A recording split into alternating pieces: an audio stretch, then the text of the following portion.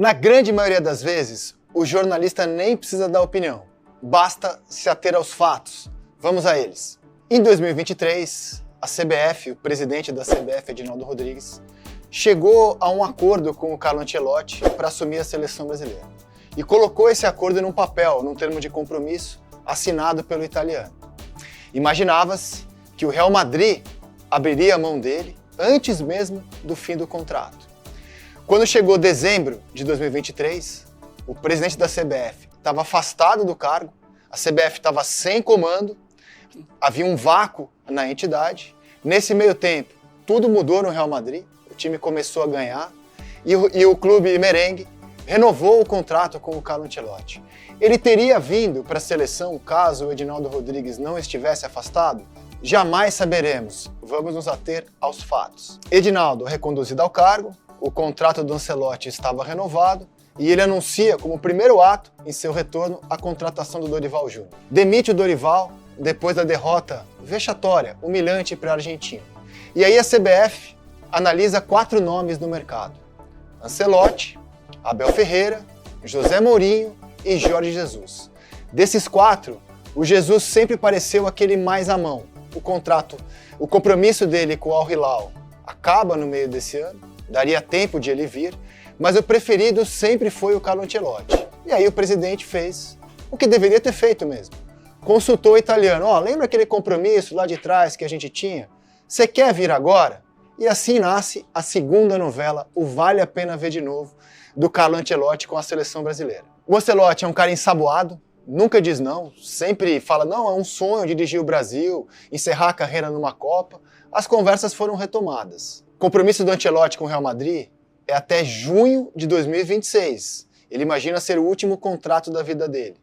Mas como há muitas notícias de que o clube merengue pode abrir mão dele no fim da temporada, trazer o Xabi Alonso, nesse meio tempo, a CBF se animou muito com a possibilidade do italiano vir, congelou as outras 3 possibilidades de técnico que eu citei aqui, e aí começou uma novela muito ruim para o nosso futebol, porque o Ancelotti tem o prazo dele, né? Ele está envolto no Campeonato Espanhol, que termina só no dia 25 desse mês, e o Brasil tem o prazo dele. O Brasil tem a próxima data FIFA no dia 5 de junho contra o Equador em Quito, um jogo bem pesado. Então não adianta apressar o italiano: se livra aí que a gente precisa de você, porque ele tem o tempo dele e a gente tem o nosso. Ainda que ele tenha dado uma sinalização positiva para o acordo financeiro que ele tinha lá em 2023, ele colocou, com o passar dos dias, a colocar alguns obstáculos à mesa. E é importante trazer essa informação. A gente sempre trouxe a visão da CBF. Pela primeira vez eu consegui ter acesso ao ponto de vista do italiano.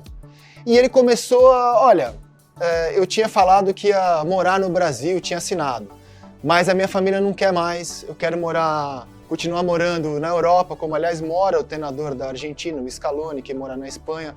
O Ancelotti, a família dele, a casa dele sofreu um assalto quando dirigiu o Everton, a filha dele encontrou com os bandidos, isso criou um trauma, ele é muito preocupado com segurança até hoje. Não quero morar no Brasil, quero seguir morando na Espanha. Começou a fazer perguntas, a pesquisar sobre tudo aquilo que é publicado, falado, a situação política da CBF. Há o risco, por exemplo, de acontecer o que aconteceu lá no outro acordo dele de 23. E foi ensaboando, se incomodou muito com o fato de a negociação ter se tornado pública novamente, se sentiu pressionado, chantageado, até chegar ao ponto de terça-feira, quando comunicou que ele, Ancelotti, estaria encerrando as negociações. Então acabou o sonho, o Ancelotti encerrou a negociação. A CBF não se dá por vencida e você deve já estar com a paciência cheia de ficar ouvindo essa novela. Mas eu estou aqui não para dar opinião, apenas para trazer os fatos, uma cronologia dos fatos e tudo aquilo que eu apurei. E a pergunta que fica é óbvia: e agora, Brasil? O tempo está passando, a data FIFA se aproxima e a gente, no fim das contas, buscando o melhor treinador do mundo possível para dirigir a seleção, que eu acho que seria o Ancelotti, atrás desse sonho, na prática, até aqui o Brasil perde muito tempo. Então é isso, pessoal. O sonho de ver Carlo Ancelotti no comando da seleção brasileira virou apenas mais uma novela sem final feliz. A CBF investiu tempo, recursos e esperança em um projeto que, por motivos pessoais, políticos e até de segurança, não se concretizou.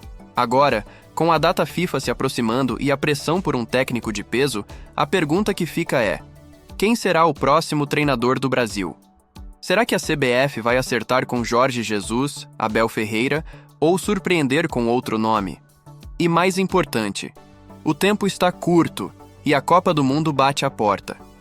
O Brasil não pode se dar ao luxo de errar outra vez. O que você acha? Deixe seu palpite nos comentários. Quem deveria assumir a seleção?